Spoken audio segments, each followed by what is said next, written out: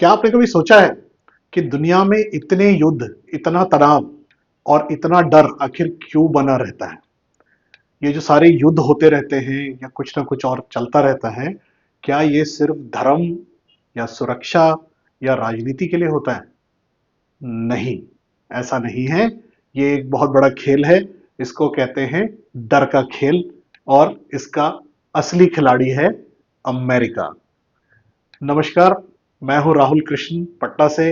स्वागत है आपका rise and shine Bihar channel पे, जहां हम जागरूक बनते हैं।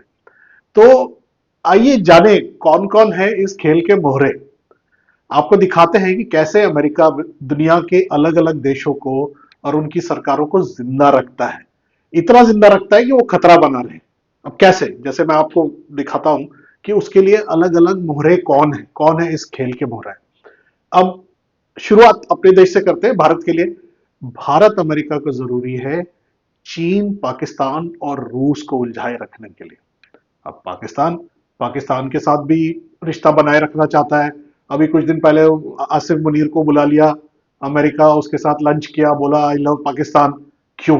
क्योंकि पाकिस्तान जरूरी है भारत, अफगानिस्तान, चीन, ईरान और रूस को उलझाए रखने के लिए। यूक्रेन का युद्ध चल रहा है, रशिया के साथ चल रहा है ना। हो गए 2-3 साल, 3 साल हो गए ऑलमोस्ट। तो यूक्रेन और रूस वो बीच बीच पे आता है, ट्रंप आता है, बोलता है बंद करो, सीज फायर करो, कुछ ना कुछ चलता रहता है। लेकिन यूक्रेन युद्ध से क्या हो रहा है? यूक्रेन का काम है यूरोपियन यूनियन, नेटो, इन सब पे दबाव बना के रखना। चलिए थोड़ा पड़ोस में और आगे बढ़ते हैं। अफगानिस्तान, इतने साल अफगानिस्तान में लड़ाई चली। अफगानिस्तान की क्या जरूरत है? अफगानिस्तान की जरूरत है पाकिस्तान, ईरान और रूस को अस्थिर करके रखना। ठीक है, कुछ ना कुछ होता रहता है ना पाकिस्तान में, अफगानिस्तान की तरफ से टेररिस्ट अटैक हो गया, ये हो गया, वो हो गया। अब चलिए ईरान की बात करते हैं। अभी ईरान और इसराइल की लड़ाई हुई है, बट क्या ईरान सिर्फ इसराइल के लिए खतरा बना रहता है? इसराइल के अलावा मिडिल ईस्ट के जो बाकी देश हैं, वहां भी ईरान का दबदबा है। ईरान को जिंदा रखना जरूरी है ताकि सऊदी अरब, कतर, यूएई और कुवैत हमेशा किसी तरह के डर के माहौल में रहे। पुतिन का इस्तेमाल किया जा रहा है यूरोपियन यूनियन को डराने के लिए, पूरे यूरोप को डराने के लिए, है ना। किम जोंग, नॉर्थ कोरिया के जो डिक्टेटर हैं, तानाशाह हैं, उनका किस चीज के लिए इस्तेमाल हो रहा है? उनका इस्तेमाल हो रहा है जापान और साउथ कोरिया को डरा के रखने में। टर्की की बात करते हैं। टर्की ने अभी क्या भूमिका निभाई भारत पाकिस्तान ऑपरेशन सिंदूर में, आप सबको मालूम ही है कि उसने पाकिस्तान का कैसे साथ दिया। बट टर्की का या तुर्की का इस्तेमाल किया जाता है ग्रीस, साइप्रस, सीरिया, ब्लैक सी के रास्ते में रूस को घेरने के लिए। चलिए चाइना पे आ जाते हैं, सबसे बड़ा दूसरा खिलाड़ी। तो चाइना का नाम लेके भारत, ताइवान, जापान, वियतनाम, इन लोगों को डराया जाता है। अरे अभी बांग्लादेश भी आ गया ना, अब नया खिलाड़ी आ गया बांग्लादेश। बांग्लादेश का जो इस्तेमाल होता है उसको भारत म्यांमार को तंग करने के लिए और घेरने के लिए होता है। बांग्लादेश का जो चल रहा है साठगांठ पाकिस्तान के साथ, आप लोग देख रहे होंगे, दोनों का जो खूब मिलन हो रहा है। उसके अलावा ये भी आपने सुना होगा न्यूज में कि अमेरिका करवा रहा है ये सब, जो भी वहां पे यूनुस साहब कर रहे हैं, अमेरिका ने लाके उसको बैठा दिया। तो ये भी जरा सोचिए, जरा इसके बारे में सोचिए। और ये सब क्यों किया जाता है? ये सब इसलिए ताकि दुनिया के देश अपने आप को असुरक्षित महसूस करें। अब देश असुरक्षित महसूस करेगा तो क्या करेगा? हम लोग असुरक्षित महसूस करते हैं, घर में तो ताला लगाते हैं, दरवाजा बंद करते हैं, कुछ लोग हथियार खरीदते हैं। अब देश ही असुरक्षित फील करेगा तो क्या करेगा? हथियार खरीदेगा। सबसे बड़ा हथियार बेचने वाला दुनिया का कौन है? अमेरिका। ठीक है। और अपनी जमीन पर आप अपने आप को सुरक्षित रखने के लिए क्या करते हैं भाई? बहुत लोग होता है ना कि हमको थ्रेट है, तो क्या हुआ, पुलिस को प्रोटेक्शन मांग लिए या हमने अपना एक प्राइवेट सिक्योरिटी रख लिया, करते हैं ना लोग सब, है? अब देश को अगर लग रहा है थ्रेट है तो वो क्या करेगा? वो अमेरिका को बोलेगा आप अपना सेना का बेस बना लीजिए मेरे यहाँ, अपना एयर बेस बनाने का आपको हम इजाजत देते हैं, आप मेरे यहाँ रहिए, लेकिन मेरे यहाँ कुछ दिक्कत होगी तो आप मेरी मदद करेंगे।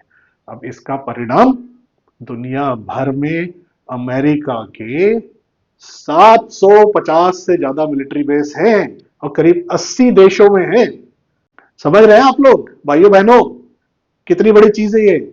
750 से ज्यादा मिलिट्री बेस 80 देशों से ज्यादा में अमेरिका ने बना रखा है। चारों तरफ से सबको घेर के रखा हुआ है। ये शुरुआत हुई थी जब रूस के साथ कोल्ड वॉर चलता था ना इन लोगों का, तो उस वक्त रूस को घेरना था, कहीं कहीं अब अमेरिका कहाँ रूस कहाँ। तो उस वक्त ये सिस्टम चला कि अलग अलग देश में उन लोगों से बात करके साठ आठ करके डरा के प्यार से बेस बना ले कि अगर रूस को कभी वार करना पड़े तो रूस के पास से इधर से भी हमला करेंगे उधर। अब ये एक बन गया उसका स्ट्रैटेजी। अब वो सब तरफ से चारों तरफ से सब कंट्री को घेरने के लिए वो बनाए हुए। अभी ईरान पे जो हमला हुआ वो अमेरिका से थोड़ी सिर्फ वो बोल रहा था कि हम हमला करेंगे, वो तो उसके चारों तरफ से उसने घेरा ही हुआ है उसको। ठीक है, और ईरान ने भी जो अटैक किया अमेरिका के मिलिट्री बेस पे, वो मिलिट्री बेस अमेरिका में थोड़ी था, वो तो वही उसके पड़ोस में था, है ना। तो वहीं पे उसने अटैक किया। अब ये सब होने से क्या होता है? ये सब होने से एक देश जो कि अमेरिका है वो मजबूत होता है, और उसका जो करेंसी है डॉलर, वो आज पूरी दुनिया की सबसे मजबूत करेंसी है ना, है कि नहीं? तो ये सब डॉलर का खेल है। अच्छा बाय द वे, आपको ये पता है कि $100 को छापने में अमेरिका को 17 सेंट लगता है? तो मतलब $100 मतलब $1 85 रुपए के आसपास है, तो $100 हो गया 8,550 रुपए के आसपास। उसको छापने में अमेरिका को लगता है ₹14.50। फिर वही डॉलर से वो तेल खरीदता है, सोना खरीदता है, और संसाधन खरीदता है, रेयर अर्थ मटेरियल खरीदता है, मिनरल्स खरीदता है। और फिर क्या होता है? अमेरिका का जो कि करेंसी पावरफुल है, तो वो सस्ते में खरीद सकता है। सस्ते में का क्या मतलब होता है? अगर अमेरिका में किसी के पास $100 है और हम लोग के यहाँ किसी के पास ₹100 है, तो $100 में आप क्या खरीद सकते हो, $100 में आप क्या खरीद सकते हैं, है ना। $100 मतलब 8,500 रुपया हो गया। उसमें तो कोई अमेरिकन इंडिया आएगा तो 8,500 रुपये पूरा दिन गुजार लेगा होटल का खर्चा वर्चा के साथ। उसी तरीका से चूंकि अमेरिका का करेंसी स्ट्रांग है, तो अमेरिका हर चीज पूरी दुनिया से सस्ते में खरीदता है। और वही जो डॉलर है वो वापस यूएस में ट्रेजरी बॉन्ड में इन्वेस्ट हो जाता है। तो वो पैसा घूम रहा है, खुद ही कमाओ, खुद ही चलाओ, और खुद ही अपने लिए सब कुछ करो। तो सारी दुनिया में ये पूरा का पूरा कारोबार चल रहा है। अब देखिए, सत्ता पलटना, डर फैलाना, पॉलिटिकल मर्डर करना, ये सब अमेरिका ने बहुत किया है। हिस्ट्री में जाएंगे तो आप देखेंगे कि सरकारें बदल दी, पॉलिटिकल असैसिनेशन करा दिया, दंगे करवा दिए, आतंकवाद को हवा दे दी। हाँ भाई, आतंकवादी खड़े कर दो ताकि उस देश में जाके वो जो है अराजकता पैदा कर दे। उसका स्ट्रैटेजी किस तरह से करता है? इराक पे हमला किया ना भाई, अमेरिका इराक पे हमला किया 2003 में। हाँ, उस वक्त बुश वहां के प्रेसिडेंट हुआ करते थे। उन्होंने ये तर्क दिया कि हम तो बर्बाद कर देंगे, छोड़ देंगे, इसको तोड़ देंगे, और सब कुछ इसको विनाश कर देंगे, क्योंकि इनके पास वेपन ऑफ मास डिस्ट्रक्शन है, WMD। ये दुनिया को बर्बाद कर सकते हैं, ये रोग कंट्री, आतंकवादी कंट्री है। तो सदाम हुसैन को पकड़ लिया, मार दिया। लेकिन क्या हुआ? पूरा कंट्री बर्बाद कर दिए तोड़ फोड़ के। उसके बाद क्या आपको वहां मिला? एक इराक सर्वे ग्रुप बना था, ISG नाम का। और बाद में बताया जाता है, स्रोत बताते हैं कि वहां कोई सबूत नहीं मिला किसी तरह के बम होने का। ठीक है। अच्छा, मजे की बात, तबाह कर दिया। उसके बाद उस देश को वापस बनाने में, रिकंस्ट्रक्शन ऑफ द कंट्री, उसमें भी अमेरिका ही की कंपनियां आती है। तो उसका इंफ्रास्ट्रक्चर बनाना, बिल्डिंग बनाना, रोड बनाना, ये करना वो करना। फिर बोलेंगे हमने तो तबाह किया था अच्छे के लिए, क्या दुनिया के लिए, अब हम इसको बनाएंगे। तो वो भी अमेरिका की कंपनी है जो जाती है, और अरबों डॉलर के कॉन्ट्रैक्ट मिलते हैं। तो अब आप सोच रहे होंगे कि भाई ईरान को ले ले तो अमेरिका ईरान को खत्म करने में इसराइल की मदद करेगा। किया क्या खत्म? हाँ, बचा हुआ है ना ईरान। क्या किया अमेरिका ने? जाके वहां 6-8 बम छोड़ दिया उसके न्यूक्लियर फैसिलिटी पे, हमला किया, बस अब खत्म। ईरान ईरान को बोला तुम अब बंद करो बम चलाना। उधर इसराइल को बोल दिया, जो कि इसका सबसे बड़ा दोस्त है, भाई तुम्हारे लिए मैंने काम कर लिया, बंद करो, अब नहीं करना है, इसको छोड़ दो। ठीक है, बचा हुआ ईरान। अलग बात है कि ईरान बोल रहा है मेरा तो कोई डिस्ट्रॉय नहीं हुआ, अब 16 ट्रक में भर के कहा ले गया, क्या चीज गया। वो बोल रहा है मेरा यूरेनियम का पूरा खजाना बचा ही हुआ है। अब उसके लिए भले वो इसराइल का भी थोड़ा बेवकूफ बना ले। ठीक है। तो ये तो फितरत है वहां की कि हाँ, आप अपने फायदे के लिए सबको जो है घुमाते रहिए। बहुत सालों तक लोगों को समझ में नहीं आता था कि ये कैसे घूम रहे हैं सब कुछ, लेकिन अब क्या, ट्रम्प बिल्कुल मुंहफट आदमी है, हर जगह जाके हल्ला करते हैं। अब ओपनली एक तरफ इंडिया का साथ देता है, दूसरी तरफ मुनीर को बुला के आप उसके साथ लंच कर लेते हैं। तो आपको स्ट्रैटेजी समझ में आनी चाहिए। अब ये क्यों कर रहा है, अमेरिका को क्या फायदा हो रहा है? चलिए समझने की कोशिश करते हैं। अमेरिका चाहता है कि ईरान जिंदा रहे, बस इतना जिंदा रहे कि वो खुद भी परेशान रहे और दूसरे को भी परेशान करता रहे। ठीक है, और ये डर का पूरा सप्लाई चेन जो है वो बना रहे। अब अगर ईरान खत्म हो गया तो बताइए सऊदी अरेबिया किससे डरेगा, कतर किससे डरेगा, वो और ताकतवर दबंग बन जाएगा, यूएई अमेरिका की चापलूसी करना बंद कर देगा। तो देख रहे हैं आप कैसे ये पूरा का पूरा चलता है। पूरी अरब दुनिया जो है, पूरे अरब देश जो है एकजुट हो सकते हैं अगर ईरान का थैंक यू हो गया तो तब अब क्या हो रहा है, अब अगर ये सब हुआ तो अमेरिका के हथियारों का कारोबार खत्म हो जाएगा। थोड़े से आंकड़े देखना चाहेंगे, थोड़ा आंख और खोलूं आप लोगों की, खोलिएगा, देखिए, सुनिए।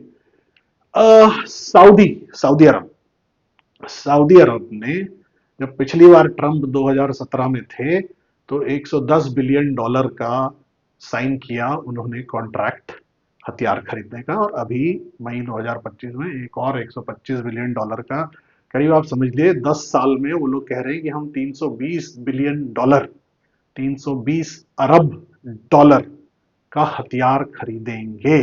कितना होता है बॉस, कितना होता है? 350 बिलियन डॉलर। करें थोड़ा कैलकुलेशन, होगा करीब 29 लाख करोड़ के आसपास। 29 लाख करोड़ का हथियार 10 साल में खरीद लेगा। ठीक है, साउथ कोरिया, नॉर्थ कोरिया से डर के 20 बिलियन डॉलर का अभी तक हथियार अमेरिका से खरीद चुका है। यूएई, यूनाइटेड अरब इमिरेट, करीब 23 बिलियन का हथियार खरीद चुका है।